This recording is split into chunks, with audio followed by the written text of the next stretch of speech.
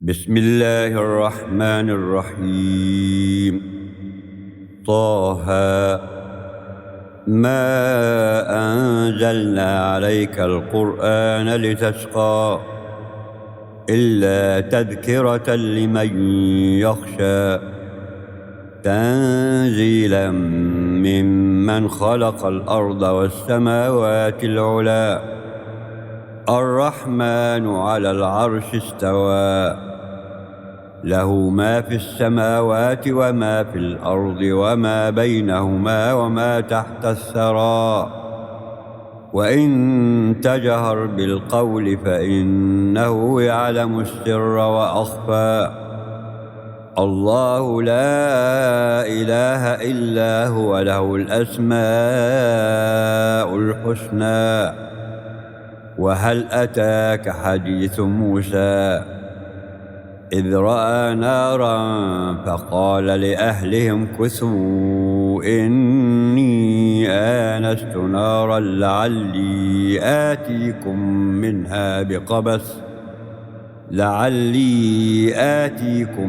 منها بقبس أو أجد على النار هدى. فلما أتاها نودي يا موسى إني أنا ربك فاخلع عليك إنك بالوادي المقدس طوى وأنا اخترتك فاستمع لما يوحى إنني أنا الله لا إله إلا أنا فاعبدني وأقم الصلاة لذكري إن الساعة آتية أكاد أخفيها لتجزى كل نفس بما تسعى فلا يصدنك عنها من لا يؤمن بها واتبع هواه فتردى. وما تلك بيمينك يا موسى قال هي عصاي أتوكأ عليها وأهش بها على غنمي ولي فيها مآرب أخرى قال ألقها يا موسى فألقاها فإذا هي حية تسعى قال خذها ولا تخف سنعيدها سيرتها الأولى واضمم يدك إلى جناحك تخرج بيضاء من غير سوء آية أخرى لنريك من آياتنا الكبرى اذهب إلى فرعون إنه طغى قال رب اشرح لي صدري ويسر لي أمري واحلل عقدة من لساني يفقه قولي واجعل لي وزيرا من أهلي هارون أخي أشدد به أزري وأشركه في أمري كي نسبحك كثيرا ونذكرك كثيرا إنك كنت بنا بصيرا قال قد أوتيت سؤلك يا موسى ولقد مننا عليك مرة أخرى إذ أوحينا إلى أمك ما يوحى أن اقذفيه في التابوت فاقذفيه في اليم فليلقه اليم بالساحل يأخذه عدو لي وعدو له وألقيت عليك محبة مني ولتصنع على عيني إذ تمشي أختك فتقول هل أدلكم على من يكفله فرجعناك إلى أمك كي تقر عينها ولا تحزن وقتلت نفسا فنجيناك من الغم وفتناك فتونا فلبثت سنين في أهل مدين ثم جئت على قدر يا موسى واصطنعتك لنفسي اذهب أنت وأخوك بآياتي ولا تنيا في ذكري اذهبا إلى فرعون إنه طغى فقولا له قولا لينا لعله يتذكر أو يخشى قالا ربنا إننا نخاف أن يفرط علينا أو أن يطغى قال لا تخافا إنني معكما أسمع وأرى فأتياه فقولا إنا رسول ربك فأرسل معنا بني إسرائيل ولا تعذبهم قد جئناك بآية من ربك والسلام على من اتبع الهدى إنا قد أوحي إلينا أن العذاب على من كذب وتولى قال فمن ربكما يا موسى قال ربنا الذي أعطى كل شيء خلقه ثم هدى قال فما بال القرون الأولى قال علمها عند ربي في كتاب لا يضل ربي ولا ينسى الذي جعل لكم الأرض مهدا وسلك لكم فيها سبلا وأنزل من السماء ماء فأخرجنا به أزواجا من نبات شتى كلوا وارعوا أنعامكم إن في ذلك لآيات لأولي النهى منها خلقناكم وفيها نعيدكم ومنها نخرجكم تارة أخرى ولقد أريناه آياتنا كلها فكذب وأبى قال أجئتنا لتخرجنا من أرضنا بسحرك يا موسى فلنأتينك بسحر مثله فاجعل بيننا وبينك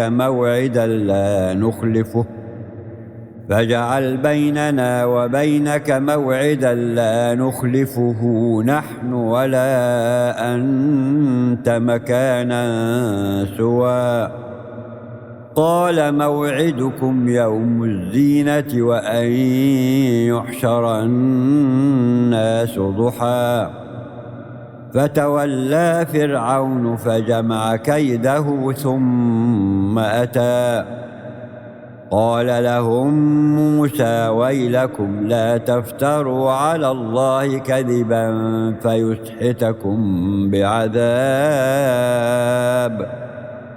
فيسحتكم بعذاب وقد خاب من افترى فتنازعوا أمرهم بينهم وأسروا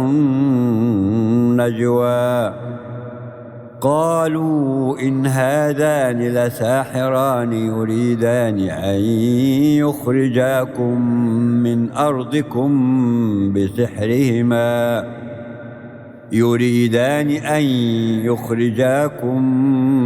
أرضكم بسحرهما ويذهبا بطريقتكم المثلى فأجمعوا كيدكم ثم أتوا صفا وقد أفلح اليوم من استعلى. قالوا يا موسى إما أن تلقي وإما أن نكون أول من ألقى.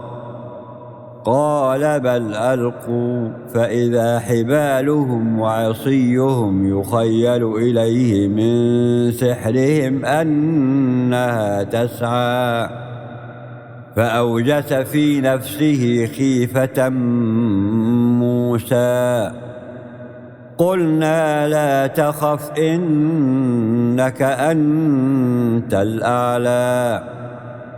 وألق ما في يمينك تلقف ما صنعوا إنما صنعوا كيد ساحر ولا يفلح الساحر حيث أتى. فألقي السحرة سجدا قالوا آمنا برب هارون وموسى. قال آمنتم له قبل أن آذن لكم إنه لكبيركم الذي علمكم السحر فلأقطعن أيديكم وأرجلكم من خلاف ولأصلبنكم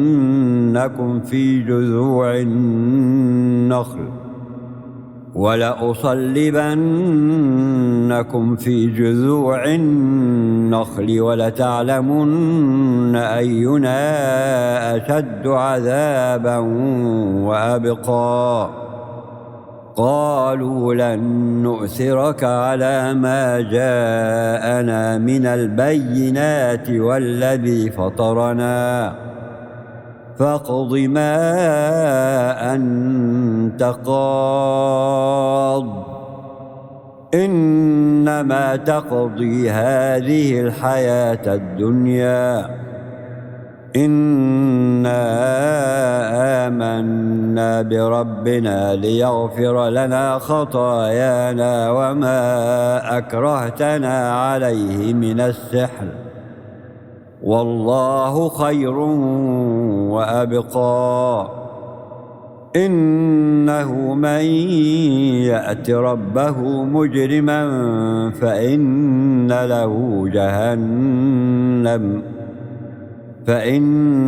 له جهنم لا يموت فيها ولا يحيا ومن يأته مؤمنا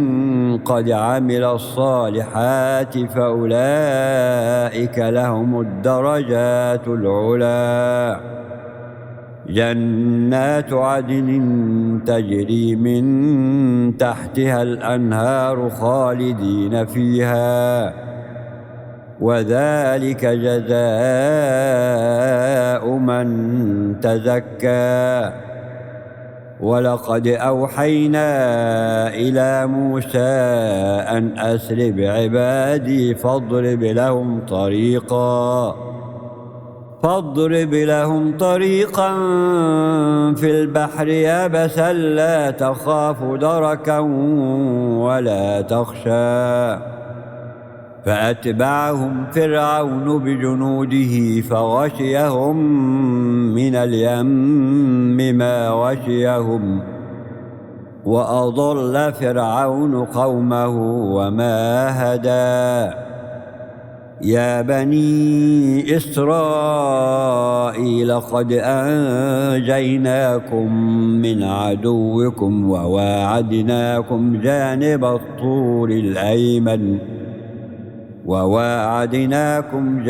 الطور الأيمن ونزلنا عليكم المن والسلوى.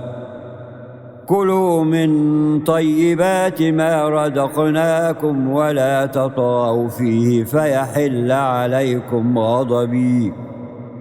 ومن يحلل عليه غضبي فقد هوى. وإني لغفار لمن تاب وآمن وعمل صالحا ثم اهتدى. وما أعجلك عن قومك يا موسى؟ قال هم أولئك على أثري وعجلت إليك رب لترضى. قال فإنا قد فتنا قومك من بعدك وأضلهم السامري. فرجع موسى إلى قومه غضبان أسفا قال يا قوم ألم يعدكم ربكم وعدا حسنا أفطال عليكم العهد أم أردتم أن يحل عليكم غضب من ربكم فأخلفتم موعدي؟ قالوا ما أخلفنا موعدك بملكنا ولكننا حملنا أوزارا من زينة القوم فقذفناها فكذلك ألقى السامري. فأخرج لهم عجلا جسدا له خوار فقالوا هذا إلهكم وإله موسى فنسي. أفلا يرون ألا يرجع إليهم قولا ولا يملك لهم ضرا ولا نفعا؟ ولقد قال لهم هارون من قبل يا قوم إنما فتنتم به وإن ربكم الرحمن فاتبعوني وأطيعوا أمري. قالوا لن نبرح عليه عاكفين حتى يرجع إلينا موسى. قال يا هارون ما منعك إذ رأيتهم ضلوا ألا تتبعني أفعصيت أمري؟ قال يا ابن أم لا تأخذ بلحيتي ولا برأسي إني خشيت أن تقول فرقت بين بني إسرائيل ولم ترقب قولي. قال فما خطبك يا سامري؟ قال بصرت بما لم يبصروا به فقبضت قبضة من أثر الرسول فنبذتها وكذلك سولت لي نفسي. قال فاذهب فإن لك في الحياة أن تقول لا مساس وإن لك موعدا لن تخلفه وانظر إلى إلهك الذي ظلت عليه عاكفا لنحرقنه ثم لننسفنه في اليم نسفا. إنما إلهكم الله الذي لا إله إلا هو وسع كل شيء علما. كذلك نقص عليك من أنباء ما قد سبق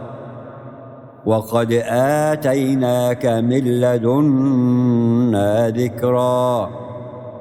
من أعرض عنه فإنه يحمل يوم القيامة وزرا خالدين فيه وساء لهم يوم القيامة حملا. يوم ينفخ في الصور ونحشر المجرمين يومئذ زرقا يتخافتون بينهم إن لبثتم إلا عشرا نحن أعلم بما يقولون إذ يقول أمثلهم طريقة إن لبثتم إلا يوما ويسألونك عن الجبال فقل ينسفها ربي نسفا فيذرها قاعا صفصفا لا ترى فيها عوجا ولا أمتا يومئذ يتبعون الداعي لا عوج له وخشعت الأصوات للرحمن فلا تسمع إلا همسا يومئذ لا تنفع الشفاعة إلا من أذن له الرحمن ورضي له قولا يعلم ما بين أيديهم وما خلفهم ولا يحيطون به علما وعنت الوجوه للحي القيوم وقد خاب من حمل ظلما ومن يعمل من الصالحات وهو مؤمن فلا يخاف ظلما ولا هضما وكذلك أنزلناه قرآنا عربيا وصرفنا فيه من الوعيد لعلهم يتقون أو يحدث لهم ذكرا فتعالى الله الملك الحق ولا تعجل بالقرآن من قبل أن يقضى إليك وحيه وقل رب زدني علما ولقد عهدنا إلى آدم من قبل فنسي ولم نجد له عزما وإذ قلنا للملائكة اسجدوا لآدم فسجدوا إلا إبليس أبى فقلنا يا آدم إن هذا عدو لك ولزوجك فلا يخرجنكما من الجنة فتشقى إن لك ألا تجوع فيها ولا تعرى وأنك لا تظمأ فيها ولا تضحى فوسوس إليه الشيطان قال يا آدم هل أدلك على شجرة الخلد وملك لا يبلى فأكلا منها فبدت لهما سوآتهما وطفقا يخصفان عليهما من ورق الجنة وعصى آدم ربه فغوى ثم اجتباه ربه فتاب عليه وهدى قال اهبطا منها جميعا بعضكم لبعض عدو فإما يأتينكم مني هدى فمن اتبع هداي فلا يضل ولا يشقى ومن أعرض عن ذكري فإن له معيشة ضنكا ونحشره يوم القيامة أعمى قال رب لم حشرتني أعمى وقد كنت بصيرا قال كذلك أتتك آياتنا فنسيتها وكذلك اليوم تنسى وكذلك نجزي من أسرف ولم يؤمن بآيات ربه ولعذاب الآخرة أشد وأبقى أفلم يهد لهم كم أهلكنا قبلهم من القرون يمشون في مساكنهم إن إن في ذلك لآيات لأولي النهى ولولا كلمة سبقت من ربك لكان لزاما وأجل مسمى فاصبر على ما يقولون وسبح بحمد ربك قبل طلوع الشمس وقبل غروبها ومن آناء الليل فسبح وأطراف النهار لعلك ترضى ولا تمدن عينيك إلى ما متعنا به أزواجا منهم زهرة الحياة الدنيا لنفتنهم فيه ورزق ربك خير وأبقى وأمر أهلك بالصلاة واصطبر عليها لا نسألك رزقا نحن نرزقك والعاقبة للتقوى وقالوا لولا يأتينا بآية من ربه أولم تأتهم بينة ما في الصحف الأولى ولو أنا أهلكناهم بعذاب من قبله لقالوا ربنا لولا أرسلت إلينا رسولا فنتبع آياتك من قبل أن نذل ونخزى قل كل متربص فتربصوا